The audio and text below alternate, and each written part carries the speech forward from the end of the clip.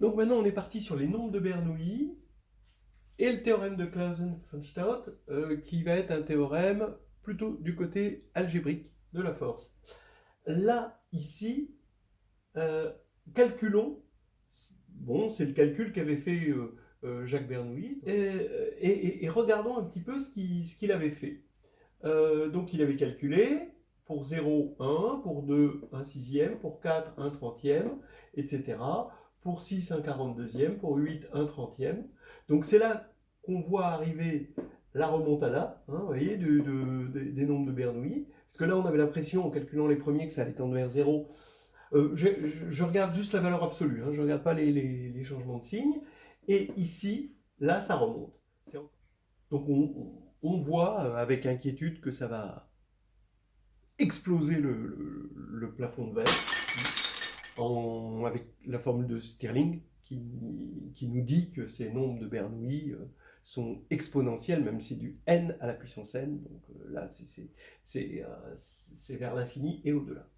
Alors, pour l'instant, contentons-nous de regarder les dénominateurs et de décomposer les dénominateurs en nombres premiers. La 6, c'est 2 fois 3, 30, c'est 2 fois 3 fois 5, 42, c'est 2 fois 3 fois 7, 30, bah encore 2 fois 3 fois 5, 66, c'est 2 fois 3 fois 11, et 2730, vous vérifierez que c'est 2 fois 3 fois 5 fois 7 fois 13. Qu'est-ce qu'on constate? La première chose, c'est qu'il y a toujours 2 fois 3. D'accord? Et 6 divise tout ça. Bon, non. Ok. Deuxième chose, les nombres premiers arrivent avec multiplicité 1.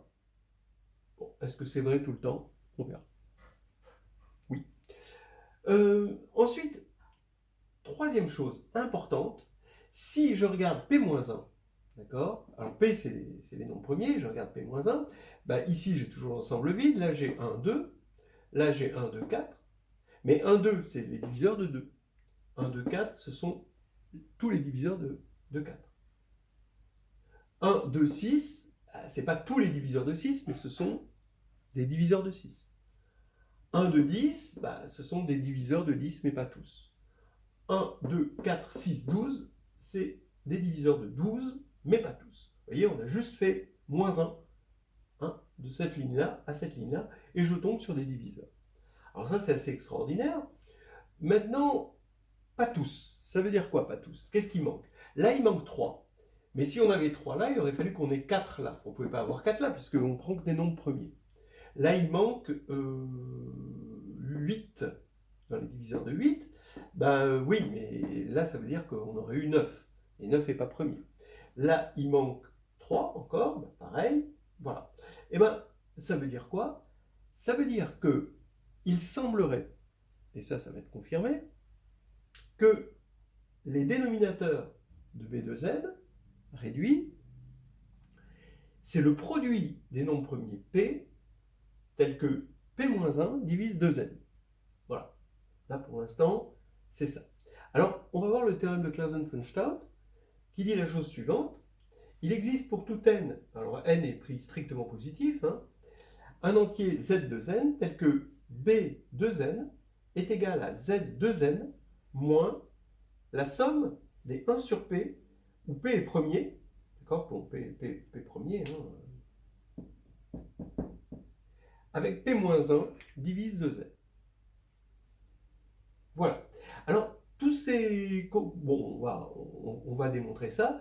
Vous voyez que si on montre ça, alors évidemment, les dénominateurs vont vérifier la conjecture, c'est-à-dire qui dit que le produit des P premiers, que les dénominateurs réduits sont le produit des P premiers tel que P-1 divise 2n, mais ça précise, parce que c'est un entier moins la somme des 1 sur P. Ça peut être autre chose.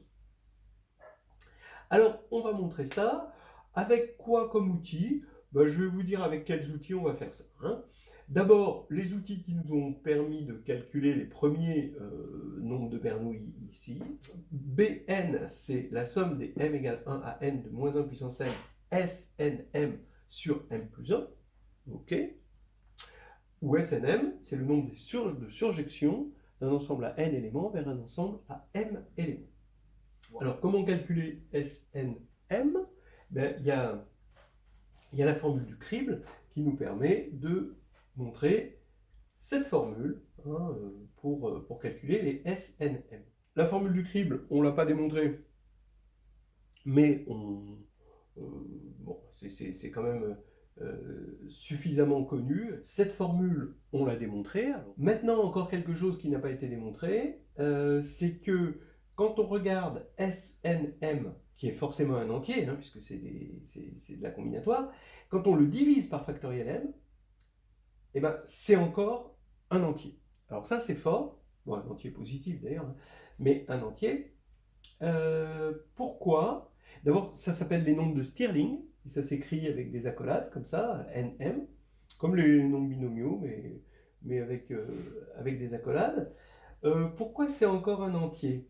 Ça peut se voir de deux manières. Il y a une manière de voir, c'est que, comme on regarde des applications de EN dans EM, on a une action du groupe symétrique S indice M à droite, par permutation, sur l'ensemble de ces applications. Et comme on regarde l'ensemble des éléments surjectifs, ça agit sur l'ensemble des applications surjectives, et ça agit de façon simple parce que c'est surjectif. Ça agit de façon libre. Et donc, ce qu'on est en train de calculer, c'est le nombre d'orbites. Ou si vous préférez, on peut le dire autrement, SNM sur factoriel m, c'est le nombre de partitions que l'on peut faire dans un ensemble à n éléments à m parties non vides. Voilà. Ça, c'est une première chose. Bon, vous pouvez essayer d'aller plus loin dans cette direction-là, dans ces deux directions, parce qu'en fait, c'est deux directions qui se ressemblent. Mais une autre façon très simple, c'est qu'on avait vu une récurrence, c'est que Sn plus 1, m plus 1 est égal à m plus 1 SNM plus m plus 1 SN m plus 1. Bon, on avait fait ça en faisant découler de cet ensemble de surjections à partir d'un ensemble de surjections plus petit. Donc ça, on avait vu ça.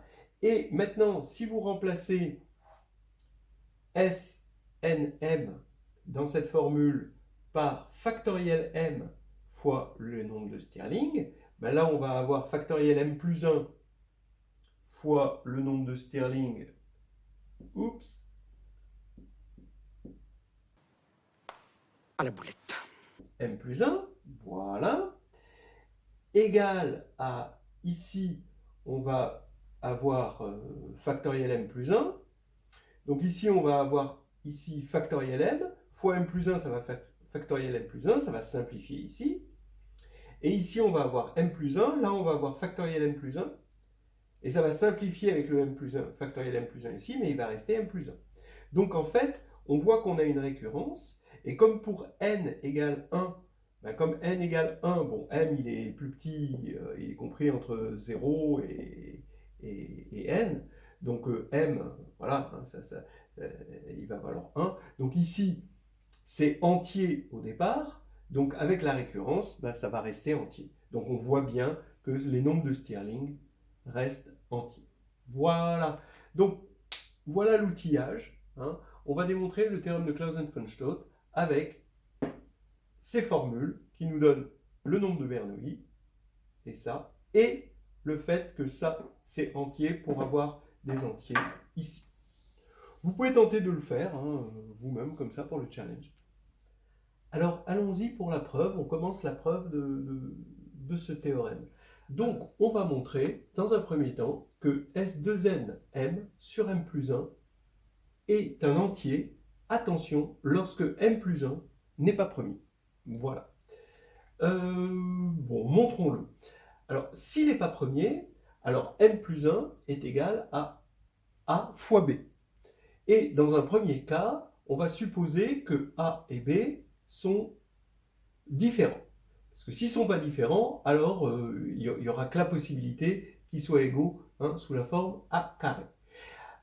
Donc, s'ils sont différents, quand on va calculer S 2M ici sur 2nm sur m plus 1, ça va faire factoriel m sur m plus 1 avec le nombre de Stirling ici qu'on a défini là, eh bien, en fait, ce qui va se passer, c'est que déjà, ce facteur-là est entier. Donc, comme on a vu que le nombre de Stirling était entier, on va avoir un entier. Pourquoi? Parce que m plus 1 est égal à a fois b. A va être un facteur de factoriel m. B va être un autre facteur de factoriel m. Et donc, il va y avoir forcément simplification. Et donc, ça va être entier. Maintenant, si m plus 1 est égal à a2, alors là, supposons que 2a soit inférieur à m. Alors dans ce cas-là, d'accord, factoriel m sur a fois 2a va être un entier, puisque a va participer à factoriel m, et 2a va être un autre facteur de factoriel m. Donc il va y avoir double simplification, et ça va être un entier. Et de la même manière, comme on multiplie par un nombre de Stirling, d'accord, on va avoir, alors d'abord, on va avoir factoriel m sur a2, qui est le double de ça, donc forcément c'est le double d'un entier, donc c'est un entier, et donc ça veut dire que factoriel m sur factoriel m plus 1 va être un entier, et quand on va multiplier par le nombre de Stirling, eh bien on va encore avoir un entier. Donc pour l'instant, tout se passe bien, on a toujours des entiers. Mais il nous reste encore un cas un peu retors, si m plus 1 est égal à a2, mais qu'on n'a pas ça. C'est-à-dire que 2a est strictement supérieur à m. Alors qu'est-ce qu'on va avoir? Ben, on va avoir 2a plus 1 qui va être supérieur à m plus 1, strictement. Mais, m plus 1, c'est égal à a2. Voilà. Donc 2a plus 1 est strictement supérieur à a2. Ben, soit a égale 1, soit a égale 2. D'accord? Et puis à partir de 3, ben non, c'est pas possible. Donc ici, a égale 1, ben, ça nous donnerait m égale 0. Bon, là, il n'y a pas de problème, on ne regarde même pas ce cas-là. Mais par contre, il y a m égale 3, qui est quand même un peu important. Alors ici, on va regarder m égale 3 pour a égale 2. Voilà, donc m égale 3, eh bien, regardons factoriel m sur m plus 1, ça fait factoriel 3 sur 4, et là, ce n'est pas un entier. Donc, bah oui, alors ça veut dire qu'il faut montrer que, factoriel 3 fois 2n3, parce que maintenant on va rappeler ce nombre de Stirling, est multiple de 4. Bon, alors il y a certainement plein de manières de le montrer, mais je vais ressortir, donc factoriel 3 fois 2n3, bah, c'est tout simplement Sn3, d'accord? Sn3, je l'ai avec cette formule, donc ça fait, donc je sors les nombres binomiaux, alors ça démarre à partir de 1, donc il n'y a pas le k égale 0, donc les nombres binomiaux ça va être 3, 3, 1, l'alternance de signes, 1, moins 1, 1, les puissances de k, donc 1 puissance 2n, 2 puissance 2n, 3 puissance 3n, 2n, et donc voilà ce que ça fait. Maintenant, je vais regarder ça modulo 4, parce que je veux le diviser par 4. Et modulo 4, ça fait quoi? Ben là, ça fait moins 1. 3 modulo 4, ça fait moins 1. Lui, c'est 2 puissance 2n, parce qu'on avait pris 2n. Donc 2 puissance 2n, c'est 4 puissance n, donc là, ça fait 0. Et là, c'est moins 1, mais moins 1 puissance 2n, ça fait plus 1. Donc ça fait moins 1 plus 1, ça fait 0. Ce qui veut dire que ça, c'est multiple de 4, et donc que ça va bien être un entier. Donc le bilan, on a montré que S2n m sur m plus 1 était toujours entier, à condition que m plus 1 ne soit pas premier. Maintenant, on va regarder évidemment, inévitablement, le cas où m plus 1 est premier, puisque forcément on va avoir des nombres premiers entre 1 et n, et il va falloir les gérer. Alors là maintenant, on va prouver le théorème avec la stratégie suivante. Donc B2n, on a vu que c'est égal à somme de m égale 1 à 2n de certains éléments t indice, qu'on va appeler t indice m, où t indice m c'est moins 1 puissance m, s 2n m sur m plus 1. Mais si on vient de voir que si m plus 1 n'est pas premier, alors c'est un entier, hein, qu'on va appeler z' m en attendant de l'appeler mieux que ça. Maintenant, si m plus 1 est premier, maintenant on n'a encore rien fait. Donc c'est ça qu'il va falloir regarder de près. C'est là qu'on va avoir les éléments fractionnaires et donc réfractaires. On va avoir ici Tp-1, d'accord, puisque c'est Tm, avec m égale P-1, P est premier, et c'est égal à quoi? C'est égal à la somme, d'après la formule qu'on avait écrite tout à l'heure du nombre de surjections, de k égale 1 à P-1, puisque c'était de k égale 1 à m, mais maintenant m égale P-1, de moins 1 puissance, il y avait m moins k, mais là avec ce moins 1 puissance m, ça s'annule, il va rester moins k, mais c'est pareil que k. On va avoir k puissance 2n, d'accord, qui fait partie de cette formule-là, sur le m plus 1 qui est ici, qui devient p, et il reste de cette formule p-1k. Donc voilà nos éléments réfractaires, pour l'instant, à l'analyse qu'on a faite jusqu'à présent. Alors on va regarder de plus près ces récalcitrants-là. D'abord, on voit là que P, Tp-1 est un entier. D'accord? Ça, c'est assez clair. Alors d'abord, on va regarder P-1K. Et P-1K, regardez, hein, P-1K, ce que je peux en dire, c'est que quand j'ajoute P-1, K-1, hein, donc c'est les nombres binomiaux, modulo P, ça fait 0. Pourquoi? Parce que ça, c'est bien connu que ça fait PK, donc K parmi P, et que K parmi P, quand K est compris entre 0 et P-1, et c'est le cas, ça fait 0. D'accord? Voilà, c'est P divise K parmi P. Ça, c'est bien connu. Et étant donné que P-1, 0, ça fait 1, ça c'est bien connu aussi, P-1, 1, ça va faire moins 1. Et P-1, 2, ça va faire 1, il va y avoir l'alternance de signes, P-1K, c'est moins 1 puissance K modulo P. Si vous ne le saviez pas avant, dessinez un triangle de Pascal, regardez une ligne première, pour P premier, regardez la ligne juste avant, et tac, vous allez voir cette alternance de signes se faire. C'est encore plus beau que chercher des œufs à Pâques. Là, ici, maintenant, on va pouvoir calculer P, Tp-1. Pourquoi? Parce que P, Tp-1, ça va faire moins 1 puissance K, K puissance 2N, P-1K, mais P-1K, puisqu'on est en train de regarder maintenant modulo P, hein, maintenant on veut le regarder modulo P, ça fait moins 1 puissance K fois moins 1 puissance K, ça s'annule, et il va rester plus que K puissance 2N, puisque le P il est passé de l'autre côté. Voilà. Maintenant on a une série géométrique, rien de plus simple, et ça c'est un truc assez classique qu'on rencontre très souvent. Cette série géométrique va être égale à moins 1 ou 0, selon si P-1 divise 2N ou pas. Alors pourquoi? Alors d'abord, si P-1 divise 2N, notre somme ici, puisque P-1 divise 2N, modulo, comme K ici est non nul, hein, on n'a que des éléments de Z sur PZ étoile. D'après Lagrange, K puissance P-1 est égal à 1, et comme P-1 divise 2N, K puissance 2N est égal à 1. Donc on a à chaque fois 1, et on a 1 P-1 fois. Donc P-1 fois 1.